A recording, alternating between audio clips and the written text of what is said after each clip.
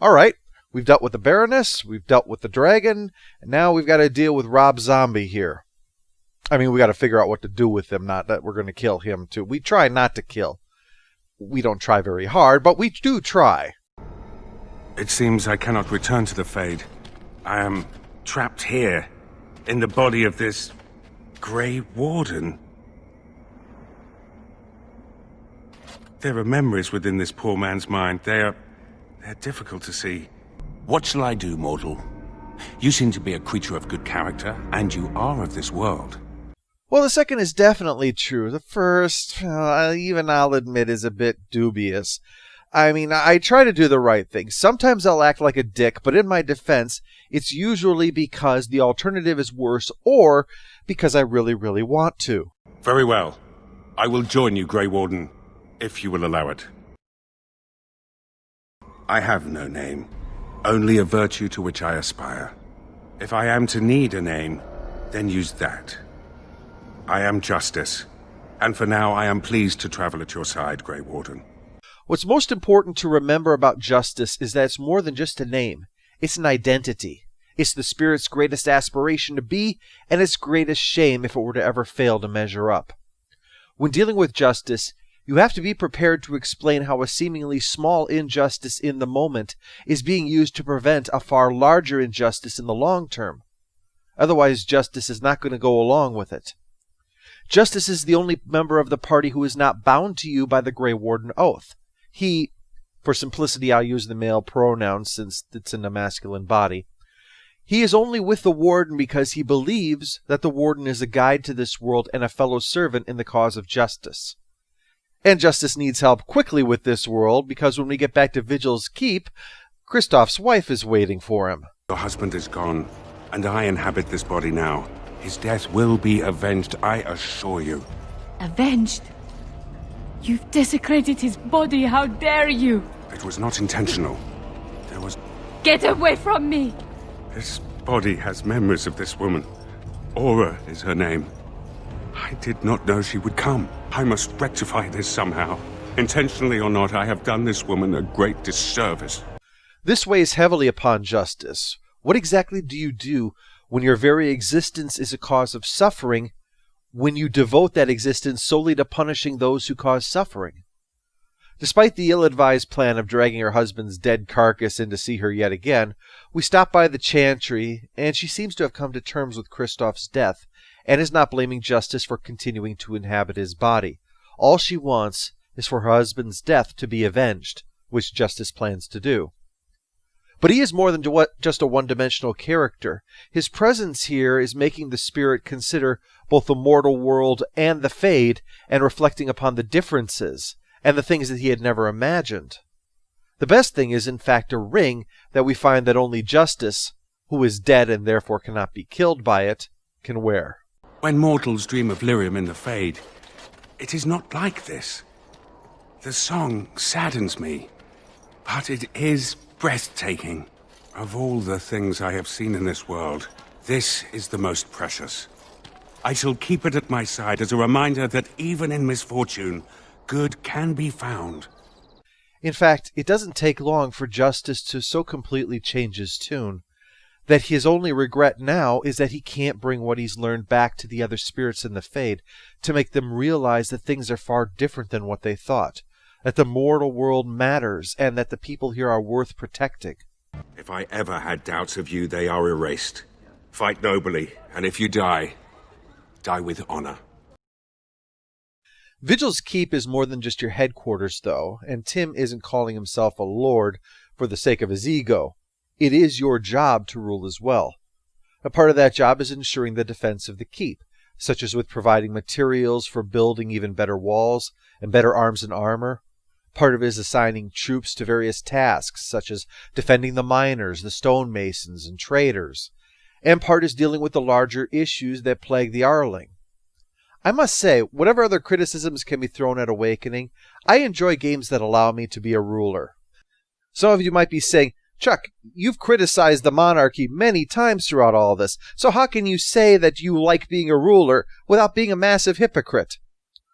Well, I'm not talking about being a lord or a king per se. I would be just as happy with a president or a prime minister, even a constitutional monarchy where I am a figurehead who must try to steer policy through those who have the actual power. Killing things is quite common in games, but getting to play politics, that's very rare. I really want to have more games where I can do that. Make big decisions and then deal with the consequences. Have no true right answer being in there. Wrangle with opposing factions and having to sort things out without kill them as being options 1, 2, and 3. Civilization series is good in that regard, sort of, but it's just a little too impersonal. I like how Awakening drops you right into the middle of this stuff. But many of your deeds cost people here a chance at great advancement. So many fortunes were deeply intertwined with the old Arl. Some nobles here, they seek to end your dominion over them. An assassination plot against me? See, this is the kind of shit I'm talking about. I mean, how grave. Please, tell me more that we might thwart these miscreants. I've much to lose and precious little to gain. Thank you, and you needn't worry. The Grey Wardens are going to keep a watchful eye on things. Now this is what I'm talking about. Skirts, drink, and music. You think one of them would give a dwarf a go? Or maybe two of them? See, Ogren is watching. He may not be watching the right things, but at least he's watching. So, Seneschal, you're supposed to be my advisor. What should I do in the face of this coalition that wants to see me dead? We could have some soldiers try to spy on the nobility. I suppose that might bear fruit. No dice. One, I need all the soldiers I can to be protecting all of the important things. I can't have them out there spying on people. Second, I don't want to take the chance of them actually being loyal to one of the very people they're supposed to be spying on. And three, if it got out, I don't want the nobles to have one more reason to hate me. What other options have we got? There are also rumors of someone called the Dark Wolf, who finds information for a fee. Dangerous fellow, by all accounts. A third party. There's no reason to assume the information is genuine. They could wind up using this to serve their own ends. Do we have any other options? You could invite a member of each of the noble families to stay as prolonged guests. And if anything untoward happens, well, you get the picture. This is a terribly Orlesian thing to do. I don't like the idea of taking innocent people as hostages. Not to mention the fact that if I'm worried about these people wanting to assassinate me, keeping them in my house doesn't seem like the best course of action. I guess we're going to have to go with the Dark Wolf, and we'll see if we can verify his information before acting upon it. But it's better than weakening our kingdom through either spying on ourselves or turning the nobles against me. I mean, if they think that I'm a despot, the last thing I want to do is prove them right. What we need right now is unity.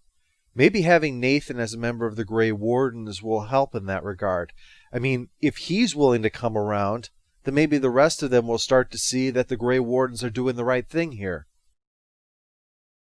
From this moment forth, Nathaniel Howe, you are a Grey Warden. The moment of truth.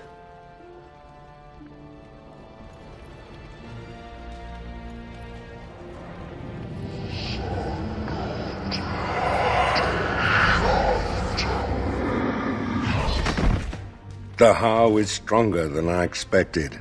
For better or for worse, he will live. As you no doubt can gather, Nathaniel believes that his father is the victim of a smear campaign because he was on the wrong side of a civil war. While he's already unhappy about the effect this has had on his family's name, he's especially indignant that his father in particular is being singled out as a villain. He's also distraught at the thought of his family being dead, which is why he's filled with joy at the news that his sister Delilah is in fact alive. Apparently she married some shopkeeper. Don't know the name. Might be Mr. Brown, I think.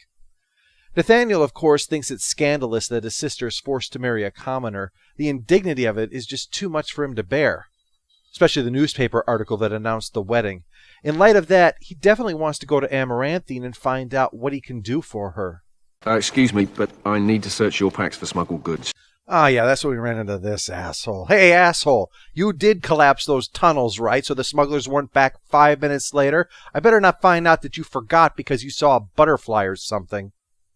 We find Delilah finally, but it turns out she didn't marry the shopkeeper because she needed a way out. She did it because it made her happy. I was so glad to get away from Father's evil. This life is so much better. Father's evil? Isn't that overstating things a little? He got caught up in politics. You weren't here. You didn't see what he did, Nathaniel. You want the culprit who destroyed our family? It was him, without question. I had no idea. Of course you did. But you always worshipped Father, right from when you were a little boy. This seems to be the point that really wakes Nathaniel up to what his father was, and he begins to move away from laments about the injustice to a desire to atone and restore the Howe name. It wasn't as if his father had been following in the example set before him. The Howes had long been the good guys. One of them was even a Grey Warden. When we find his bow, actually, while we're clearing Darkspawn out from Vigil's Keep, well, that's all the more encouragement to Nathaniel in this course of action, to be a great Grey Warden and to ensure that the Howes will not be remembered for treachery, but for honor. Initially, I thought you were utterly mad to invite me to join your order. But redemption...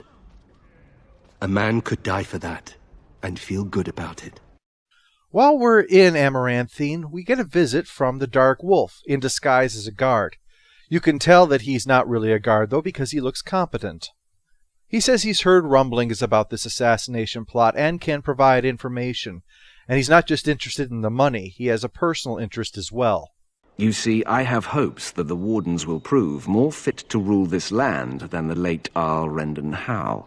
Well, that's not much of a compliment. Jowan could have run this place better than he did. His confederates are the conspirators, but to unearth their identities, I'll need resources. 50 sovereigns. 50? It cost me 8 to build a wall 20 feet high around the entire keep. Ah, well, I do value my life a lot higher than 50 sovereigns, but this better be worth it. Back at Vigil's Keep, there's things I need to attend to. The Seneschal handles the day-to-day activities, but there are important decisions that only I can make, such as holding court. On behalf of the Crown, I submit that Alex stole 2 bushels of grain bound for the garrison in Amaranthine. When confronted by soldiers, he confessed. The punishment for theft from the Crown is death by hanging. What say you, Alec? My sheep were slaughtered by the Darkspawn. My family was starving. I asked for mercy. Commander, mercy. The poor bugger. Had he stolen from anyone besides the Crown, he'd escape with a flogging. Well, let's be practical here. The Darkspawn are killing enough of my people. I don't need to start executing them on top of anything else. Not unless they're plotting to overthrow me, in which case that would kind of get in the way of my plans. All my plans hinge on me not being dead. But I'm getting off the subject here. Now, I can't very well turn a blind eye to what this guy did. After all, we need that food to feed our soldiers and their families. Which tells me that the solution is obvious. If he joins the military, he might live or he might die. In the one case, it means that the sentence has been carried out, and in service to the Arling. In the other case, it shows that the Maker is watching over him, if you believe in that kind of thing. Either way, it seems like justice to me, and the guy's family will be fed. So that's the offer I place before him. Thank you. Thank you. The next matter is of a civil nature. Lady Liza Pacton is the sovereign of Terns Down. I prefer to speak for myself. The old Arl Rendon Howe made certain promises to me. Some of these he committed to paper. I was given the right to the incomes of the Southern Bridge. And what part did you take in Howe's conspiracies, Liza? To get such a fruitful prize? I am Sir Darren, and it is my land she seeks. Taken from me because I was one of the few nobles who stood against Tern Loghain. Commander, Sir Darren is an ally, and Amaranthine has precious few who support you wholeheartedly. If there's any hope of persuading more nobles to your cause, you must be fair-minded. That's a very good point. Favoritism only tells people that they have all the more reason to oppose me if they don't think that I'm on their side, by showing that I'm willing to deal fairly even with those who had allied with my enemies. Then they'll be less inclined to continue to be my enemies. I uphold the legal document, but I swear to Darren that I will find a way in order to compensate him for this loss. My father built that bridge, but very well. I place my trust in you. Bring in Sir Temele the Ox. Sir Temele stands accused of a murder most foul. You and your men came upon Sir Tamra in the dead of night and did cravenly ambush her. You dare too much, Captain Garavel. I am noble-born and will not submit to your accusations. You are accused of murder, sir. My soldiers found you fleeing while Sir Tamra's blood was still hot. There's a great deal of traffic on the roads, not all of it human. And it's so dangerous at night. We were merely in a hurry to reach a nice, safe place. You mock this court with your denials. You have nothing, Captain. Release me, Commander. It's this common lout's word against mine. Never bring class warfare bullshit up with me. It does not fly. Now, as much as I would like to lop his head off personally, we can't do that without direct evidence in this case. It's going to drive the nobles up the wall otherwise. However, this is serious. We're talking about a murder here of someone who was in service to the Arling during a time of conflict with the Darkspawn. Clearly, that's a serious crime and has to be thoroughly investigated.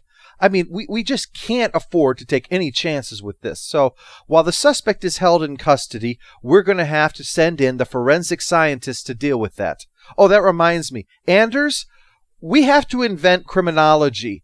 Get to it, and I don't care how long it takes. Put in as many years as it takes to figure out what happened so that we can ensure that justice is done here. And I'm sure that this guy will be more than happy to wait until his name is vindicated.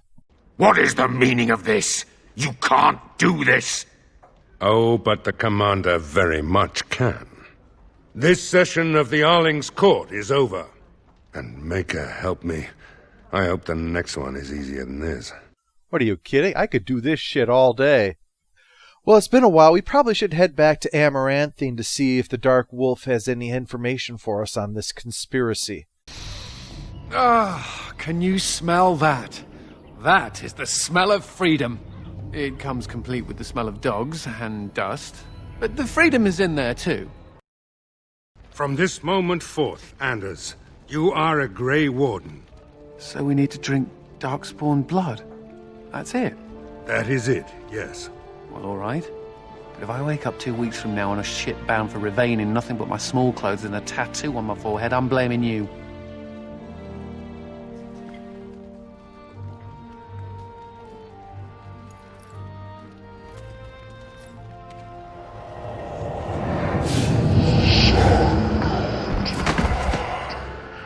He lives, Commander, and will awaken in time. As you can imagine, after having so many escape attempts that he is nearly hanged over it, Anders is not happy with life in the Circle. He has escaped on 7 occasions, and every time he is brought back, the whole phylactery thing. One time he was locked up in solitary over it, the only companion being a cat. The warden is kind enough to give Anders a stray that we find along the way to try to cheer him up. I'll call you Sir Pounce-a-lot. You can stay in my pack. But while he is part of the Wardens now, Anders is nevertheless bothered by the existence of the phylactery. And in fact, on the way to see the Dark Wolf, we find out why Anders had been in Amaranthine in the first place, a lead on where his phylactery was being kept. This elf tells him that they were supposedly moved here during the Blight, something I find a bit dubious, to be honest, but Anders really wants to go find it and deal with it. Well, that worked out so well last time I tried it. Of course I'm up for helping another mage destroy his phylactery. I mean, helping Jowen has led to me ruling this Arling. Maybe if I help Anders, I'll become Archon of the Tevinter Imperium. Of course, as I suspected, this wasn't where the phylacteries were kept. It's a trap, by the Templar that wanted to haul him off in the first place. I'll make sure that this murderer is never a bother to anyone again. What? No, you can't arrest me! Queen Honora allowed my conscription! The Chancellor's authority supersedes the crown in this matter. You cannot hide within the Grey Warden's ranks. Are you starting to see where I'm coming from with this, Anders? We don't want the Chantry oversight, all right? I hope you remember for a long time everything I told you. We kill them. It's self-defense. They have no right to attack us, no matter what they think. Just because they're Templars doesn't mean they have the right to put their boot on the throat of any mage they see. The problem is that mages are tolerated, barely. It's like you need permission to be alive. There's nothing a mage can do to prove himself. Everyone needs to be protected from you. The end. But the thing about being among the Wardens is, he's not a prisoner. He's just a member of a group with responsibilities. That makes all the difference. It means that he could make this a home finally and not need to escape it. Although we'll have to see how that goes. And here I thought I'd retire to the country with a plump wife and several nubile mistresses. I suppose it'll have to wait. Doors busted down, skulls thumped, and vices preyed upon. But I have answers. Are you up for taking the job of Captain of the Guard? Because seriously, I'm looking at resumes right now, and yours is at the top of the list. He doesn't have the names of the conspirators, but he knows where they gather. At a farm. So, we head out there. They're already meeting with mercenaries, but they're marked as green, which means I ought to be able to go up there and just talk to them and work this out rationally. On the other hand, I could just light them on fire. Yeah, I like that plan better. Check their bodies when they're done. I'm hoping we find 50 sovereigns in there. Well, with the conspirators all dead, we return to Vigil's Keep, knowing we have nothing to fear from anyone who would want to revolt against me.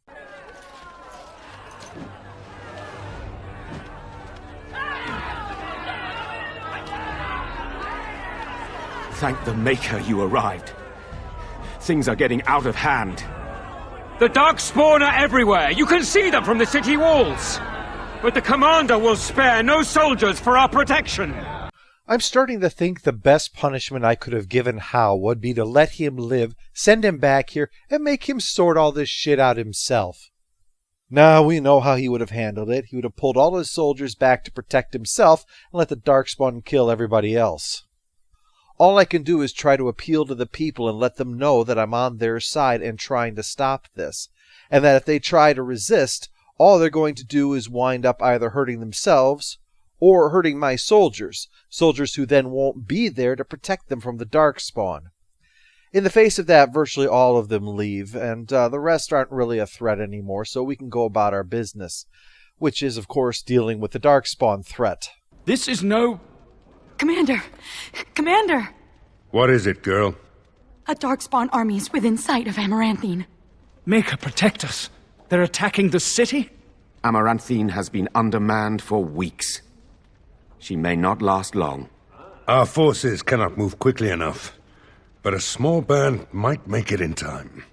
But that's suicide. Suicide, certain death. Yeah, this is not the first time I've heard that kind of thing.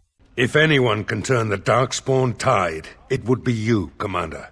Fighting a horde of Darkspawn with almost certain death awaiting? Don't even think of leaving me here, Captain. From this moment forth, Sigrun, you are a Grey Warden. Then let it be.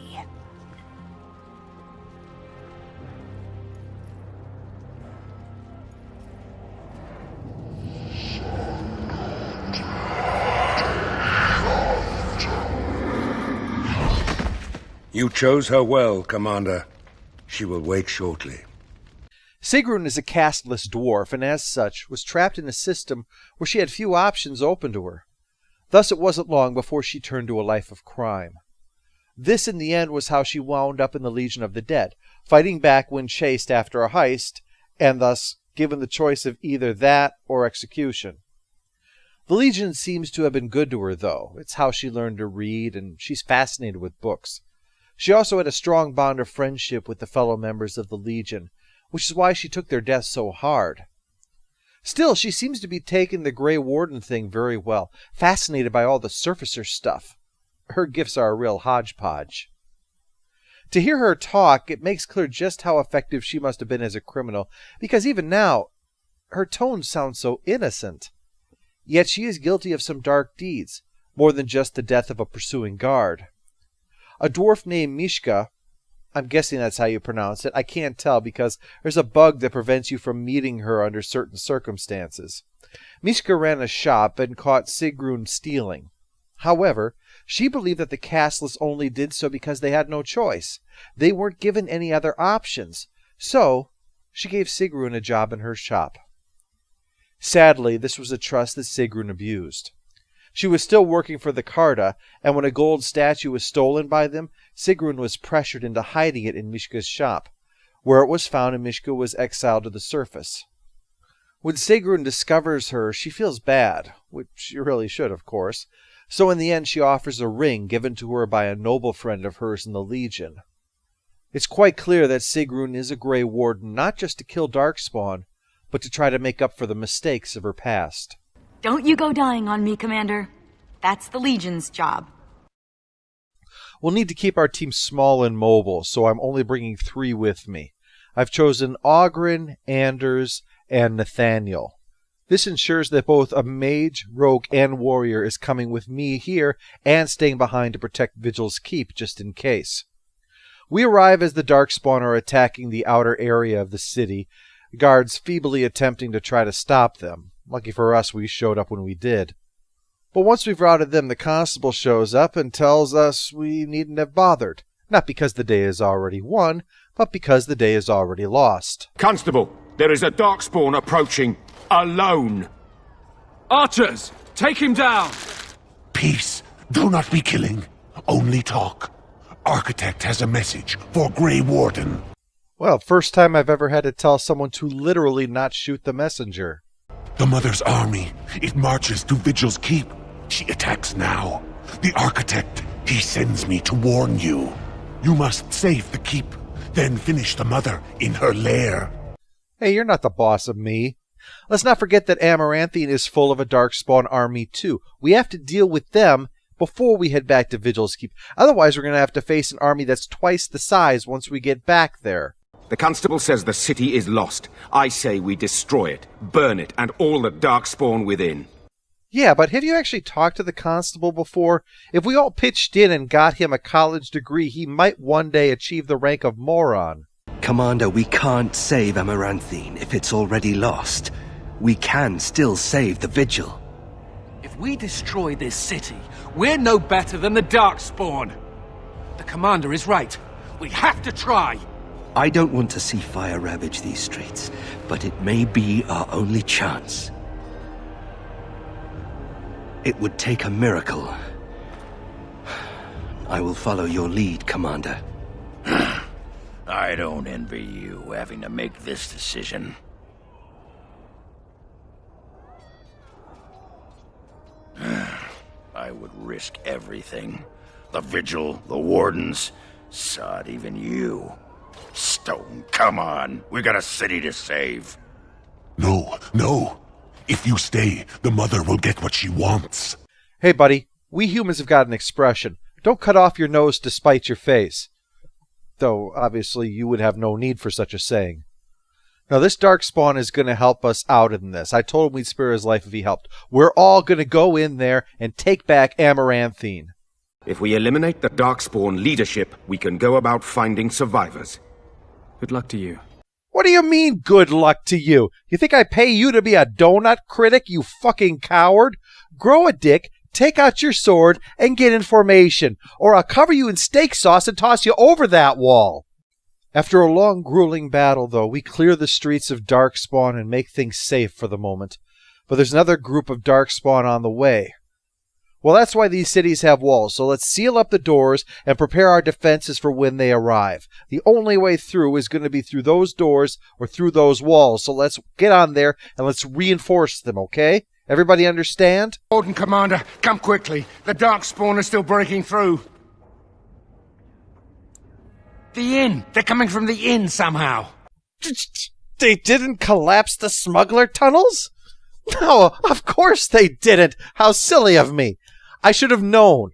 When Hal went to Denerim, he obviously brought his best troops with him to protect him, and he left all the rejects here to protect Amaranthine, where he wasn't. And so when they're given the simple instruction of, hey, why don't you collapse this vulnerability to our city that these huge walls are meant to protect, they think, now's a good time to go collect another bribe and shake down some peasants. No wonder the constable told me the city was already lost. He knew even if we took it back, the Darkspawn would waltz right back in again. Eventually, after a long and brutal battle, including against an armored ogre no less, we finally won the day. They are being tended to. By the Maker's mercy, only a few were infected by the Darkspawn. Commander, what should we do with the messenger? Make him the constable. At least he was right about something. I'm starting to think check your bags for stolen goods really means go through there and see whatever shit I can confiscate. As much as I'd like to go and defend Vigil's Keep, we've got to take on the Mother right now. She might move at some point, or she might call back more reinforcements. Right now, she's probably vulnerable. We need to put her to an end. So we arrive at the destination we were told, and there are a ton of Darkspawn awaiting, including another armored ogre, and inexplicably, a high dragon.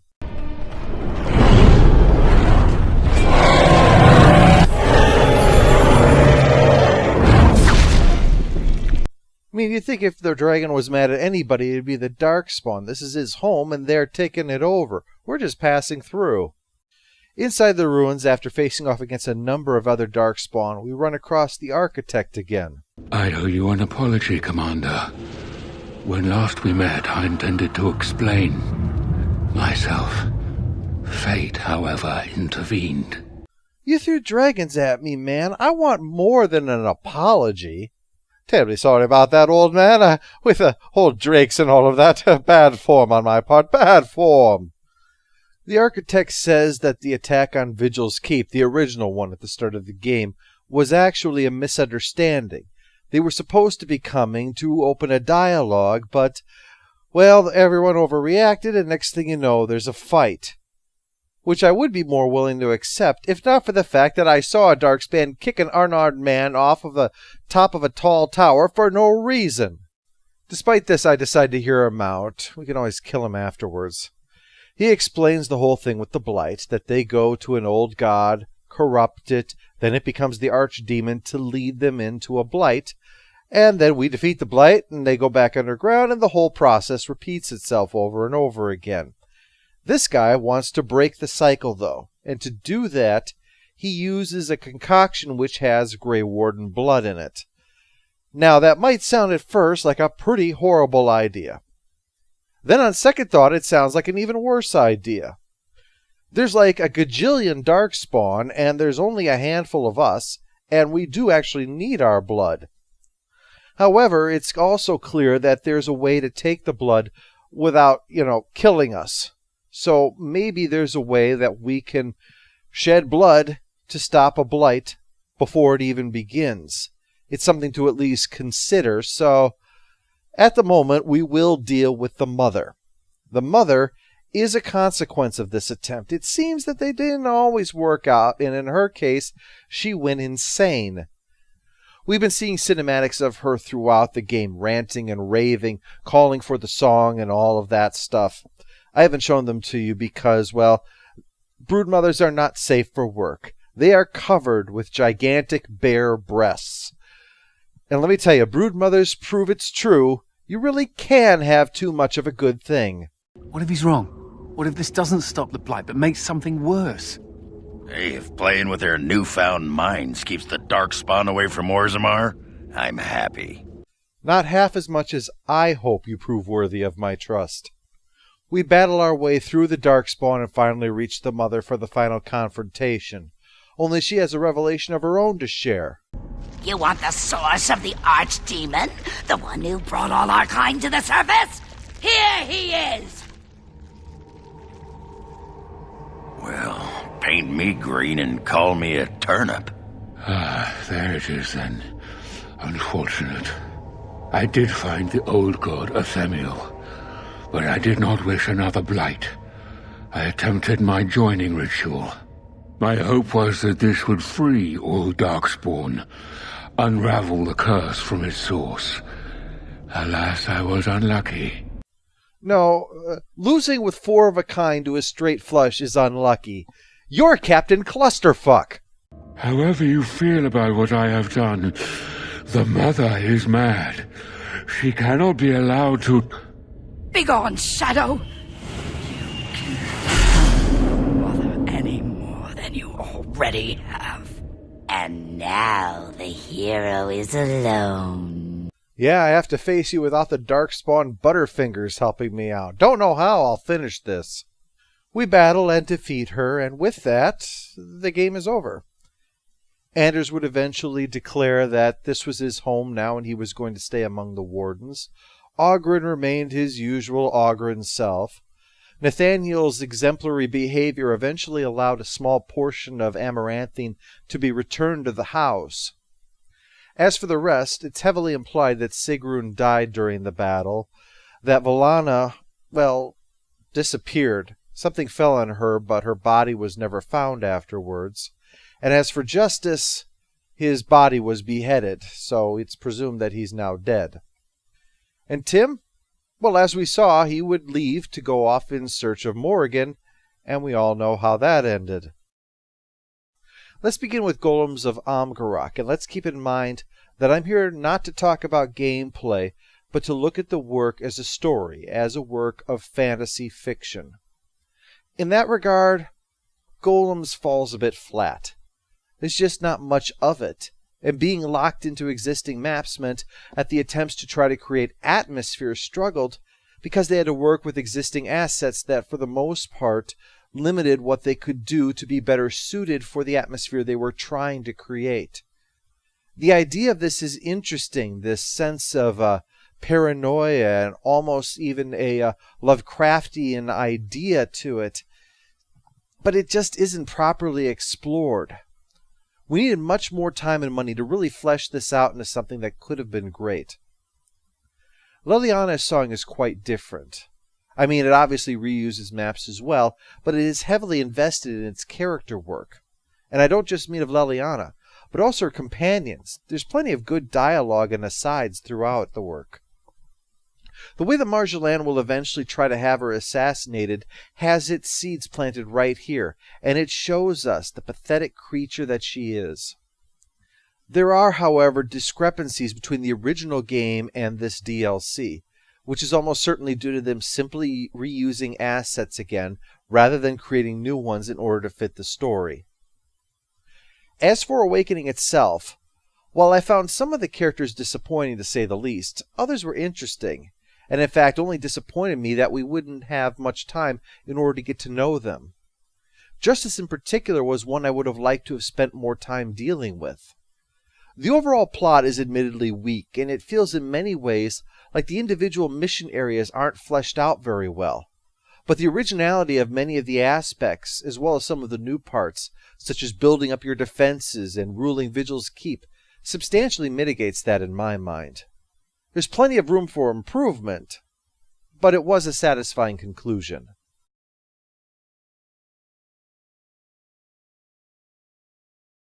All hail the Overlord! All hail the Overlord!